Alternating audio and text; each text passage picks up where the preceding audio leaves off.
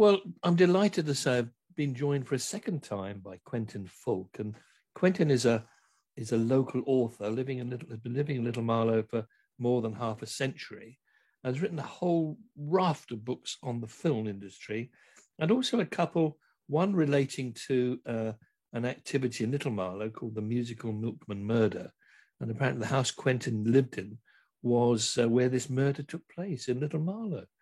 So an amazing book there. One another one was Mr. Midshipman VC, which was all about Gallipoli, was it not, Quentin? Yes, it was. It was a story of one particular young man who won the VC on one famous day. In fact, the launch of the invasion actually of Gallipoli on April 25th in 1915. But we're here today to talk about your new book about Charles Crichton. Charles Crichton, who is one of the most remarkable men in the British film industry, as far as I can read. Well, yes. I mean, people will be, as they're listening, say, Charles who, I suspect, because an awful lot of British film directors were brilliant and wonderful at their craft, but are long forgotten and their names are not particularly known. But I'm a great fan of a television channel called Talking Pictures TV, which is a magnificent channel. I don't know anyone has discovered it yet, on Freeview, Channel 81, which has almost kind of back-to-back British films, many of them in black and white, but they also have a lot of American films now as well, and lots of old TV series like William Tell and, oh gosh, Rumpole of the Bailey. I mean, and older than that even. And Charlie Crichton's films, Charlie died at almost age 90, 20 years ago. But so many of his films actually decorate this particular channel, most famously his Ealing comedies. Yeah. And I think the term Ealing comedy is one that's known by film buffs and people who don't even necessarily know much about film. It was a whole strand of amazing filmmaking in the 40s and 50s. And Charlie was one of the great exponents of the Ealing comedy, but he had a much bigger career than that, and really was in the industry for nearly 70 years, starting as a very young man, graduating from university, and worked at the Denham Studios for Alexander Korda on some of his great films like The Private Life of Henry VIII and Things to Come, and Elephant Boys and Thief of Baghdad, probably most famously, which won an Oscar for special effects and so on. And then he graduated on to Ealing Studios as an editor to begin with, and eventually was given a chance by Sir Michael Balcon, who ran the studios, to become a director. And he ended up directing 13 films. I think he was the second most prolific director in that famous Ealing period.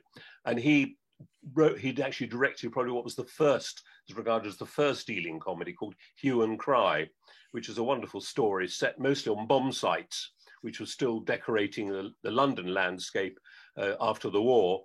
And it was about a sort of boys' gang who uncover a villain and a plot. The villain, funnily enough, was played by Jack Warner. Right, yeah. A rare baddie role for him, because this was before he became Dixon the Dog Green, I hasten to add. But he was, I think, thrilled to play something other than usually a rather sort of heroic figure. And then after that, probably 3 or 4 years later, directed The Lavender Hill Mob, arguably his most famous film, which also won the Oscar, the Hollywood Oscar, that is, for Best Screenplay, written by a man called Tibby Clark, T.E.B. Clark, who wrote about 7 of Charlie's films. But Charlie was schooled in documentary and in editing, and so his films were always very tight and very precise. He then made the Titfield Thunderbolt, which the rail lovers adore, all about trying to reopen an old disused railway line, and full of fun and frolic and many of the usual faces of Ealing films. Anyway, it struck me that it was an interesting story to tell. By great coincidence, I had interviewed Charlie many years after his Ealing days, when he was brought back into the industry, when he directed probably the biggest hit of his career when he was 77, having been out of films for over 20 years, A Fish Called Wanda, which is still regarded as one of the great British comedies. And it was a global hit. In almost every country, it was #1. But this was extraordinary, a comeback for a man who'd been out of it. Like so many British directors in the 60s were kind of forgotten. The Americans had mostly deserted this industry, and they certainly didn't want oldies directing films. It was all about being young and trendy films and swinging London and so on. And so Charlie like a lot of other directors, disappeared into television. Made some very popular series like The Avengers and Space 1999, The Adventures of Black Beauty, before having this extraordinary comeback, thanks really to the interaction with John Cleese, who really became, strangely enough, his sort of mentor in those latter days, but we could talk about that in due course. Yeah. I mean, for John Cleese, of course, it was probably something to save his finances as well, wasn't it? Because he went through a pretty lean patch, I think, with various, it's actually with various divorces and things. Well, there's that, of course, but around the time of Wonder, he was kind of flying quite high because I mean, his connection with Charlie is kind of interesting because back in the late 60s, Cleese, who was still in his Python mode, and Python, of course, was immensely successful in the beginning, starting to make the Python films, which are successful, Life of Brian, all those things. But before that, he and his then writing partner, Graham Chapman, who was one of the Python team, wrote a comedy, and they couldn't find anybody to direct it. And eventually someone thought, well, you know, what about those alien comedies? Is anybody still around? And John Cleese remembered that he loved the Lavender Hill Mob. And I think third choice was Charlie Crichton for the job. And they brought Charlie on board, but like so many films, it didn't happen. The producer changed and the film company went soft on the project. It was eventually made by someone entirely different and turned into a kind of soft porn comedy. And so Charlie again was ignored. But then some years later after that, Cleese by now had another extraordinary string to his bow. He'd started these what they call video arts, corporate promo videos for management companies. Remember them well. And they were very successful. And Charlie was brought on board to direct a lot of these corporate videos for video arts. And so Cleese was able to observe at first hand, having been scuppered the first time round with this abortive project, that here was a man, although he was now getting quite old, in his sort of 60s and maybe early 70s, who could still direct film very precisely and very well and deal with actors and so on. So when the thought of Wonder came along in 1987, although of course it was hatched in about 1983, he thought, I must go back to Charlie again. And together they came up with a story for Wonder. And it developed and developed, and they got their cast on board, who stuck with it, although financing problems and so on. Eventually, it was financed as a sort of Anglo-American deal, and Charlie rose to the task in a brilliant way. And it gave me also this lovely opportunity to be able to write about someone who'd started his craft in the 30s and who's still directing in the 80s, and would love to have carried on. In fact, was thinking about directing films almost up to the moment he died, which was in 1999. So it was a fascinating story. Also, it was helpful that Charlie's surviving son, David, lives quite nearby up in Cadmore End. And we'd known each other. Our children were at school at primary school together, and got to know him. I don't suppose I made the connection initially with Charlie, but of course very quickly did. David himself had gone and worked in television, making programs like Rent a Ghost and Record Breakers and so on. He decided the film industry was a bit too casualized, and TV was a better bet. So I had eventually, when I decided I wanted to write the story of his father, he gave me access to some private correspondence, which I was able to use in the book, because, as I say, that you're writing about a man who nobody really knows. You could argue, why would I write a book about someone who nobody really knows? It's the films that people know.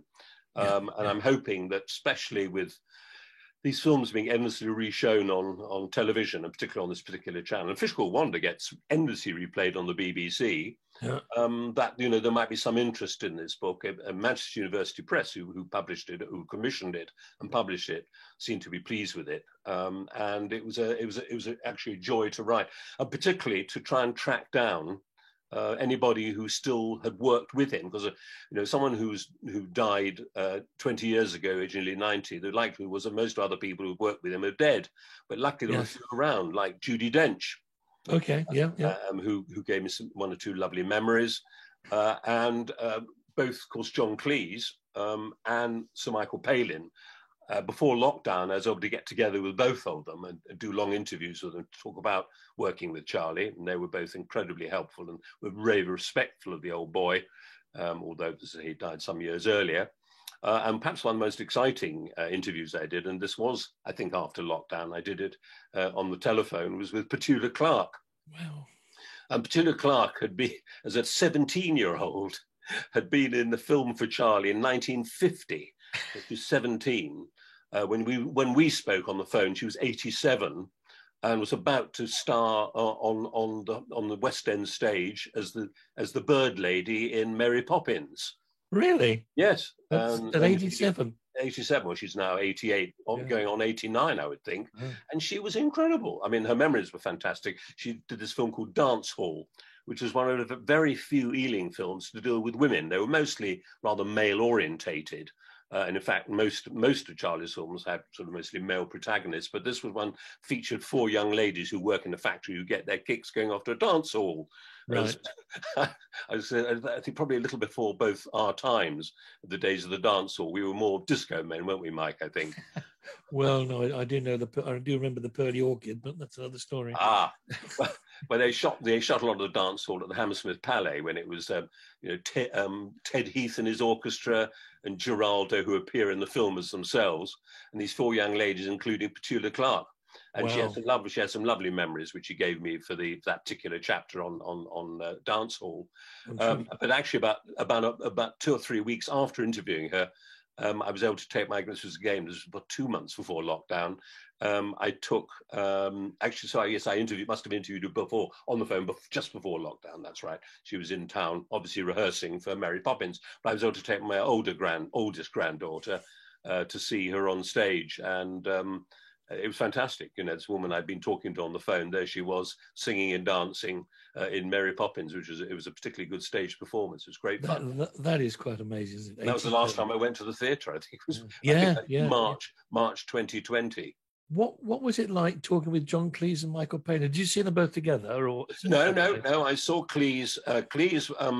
This was in the November of 2019 that I saw him, and I think he lives in somewhere in the West Indies, in the Bahamas possibly, I don't know. And he comes into London from time to time to do work, and I think he was doing a series for the BBC then. And so we met in one of his offices, one of his many houses of London, and he chatted away. I suppose I was a tiny bit disappointed because I remembered him as, the Minister of Silly Walks. Yes, of course. All that stuff and so on. And of course now he's 80 and he's a little bit more blimpish these days. And, I think some of his political opinions don't exactly meld with mine. But he gave me a perfectly decent interview and chatted well and interestingly about Charlie. The Palin thing was lovely. That was that was in February 2020. Wow, just in time. Locked our doors. Yes, I met him up at his a little restaurant drinking club up in town. And he was just fantastic and chatted and very interesting and amusingly. And, you immediately thought he was possibly the nicest person in the world, as I think most television viewers tend to think of him with his television series. That's why, he's become a national treasure.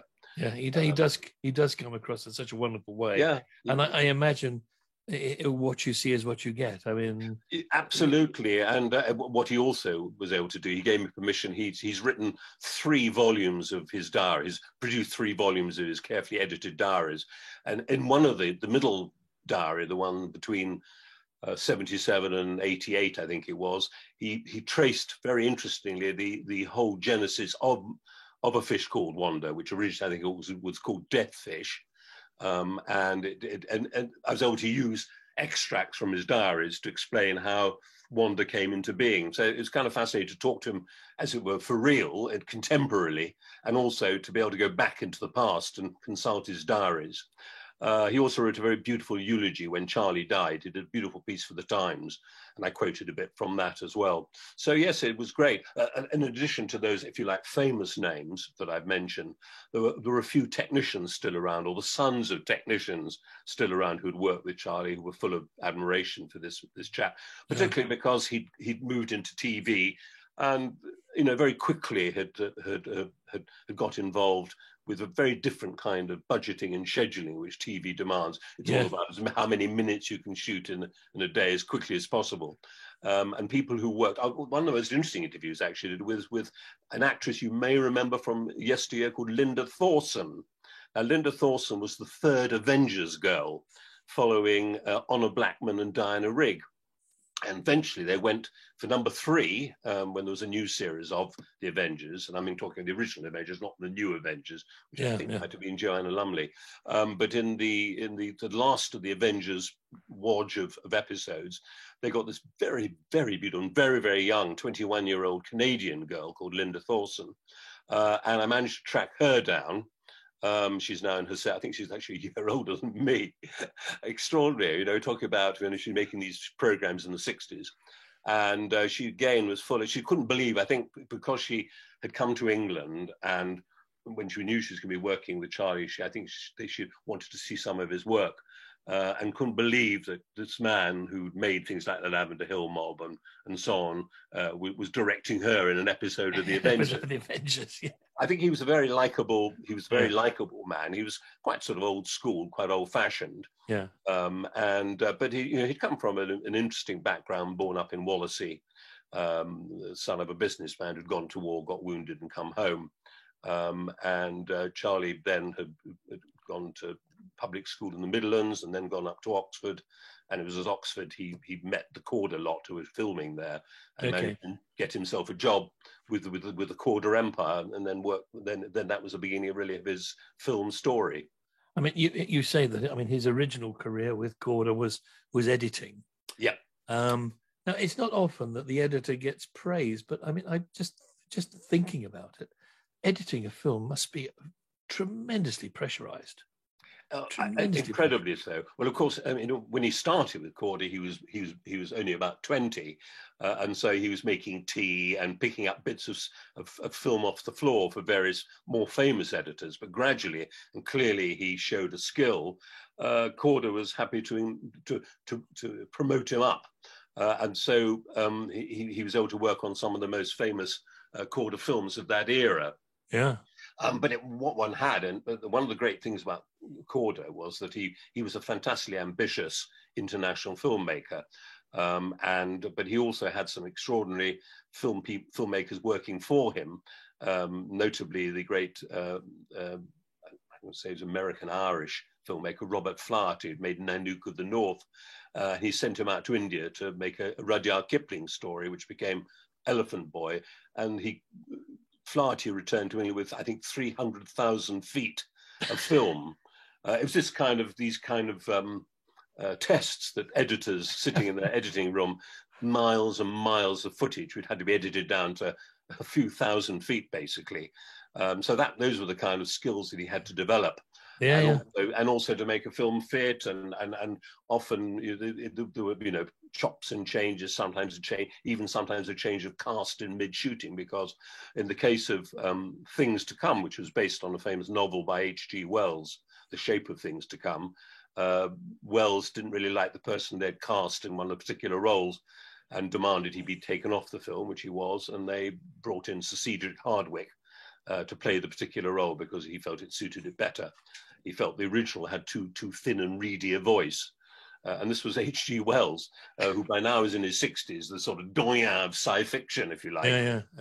And he kind of, like a lot of writers could, interfere with things because he was such a powerful and the sort of figure there. Also, Korda had on contract Winston Churchill, who was going through one of his wilderness period in that mid-30s period before he became zoomed back to power again, and he was suggesting and writing stories for Korda to film. Most of them weren't done, but I think he was like called a consultant. Yeah. And I think Churchill was just anxious to be able to get paid for anything that he could possibly be, while he was waiting to assume power once again. Yeah, interesting. You say that quite a lot of this work was done at Denham. Denham is no more, of course, is it? That's another kind of a thing I found kind of interesting. I remembered when I was a working film journalist, which I was for about 40 years. I suppose I stopped being a working journalist about 10 or 12 years ago. I was editor of the film industry trade paper Screen International, and then involved with lots of other film-related magazines and so on. I was a critic for one or two of the national newspapers. And we used to cut Denham, after it closed down as a film studio, became film labs and a music recording place. And I was determined. I remember driving quite. We have some friends who live in Pinner, and driving from Little Marlow to Pinner, you often got, if you want to avoid the motorway, you go down to the Denham Crossroads and drive up to Rickmansworth. And you go past, and you look to your right, you think, my God, that's like the old Denham Studios. And what they've done is the people who bought the land and so on call it now Denham Film Studios, and it's actually a big housing estate. I'd say housing estate, that it's rather posher than that. It's all named after film people, all the different houses and the different areas of housing on there, all named after, and the sort of Stanley Kubrick way and all kinds of stuff. And it has that sort of 30s Art Deco feel that was like in the days of when Korda was there. So it's an amazing reminder. And I went to look in there, and I think there's one or two little bits and pieces they left there from the 30s.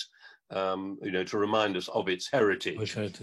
Because it was the centre of filmmaking before eventually Pinewood, just down the road, opened up and became, I suppose, if you like, our prime area for filmmaking, and then Shepperton, of course, and all the various other places, and Elstree in its various guises. Denham was a throbbing centre for filmmaking in the 30s.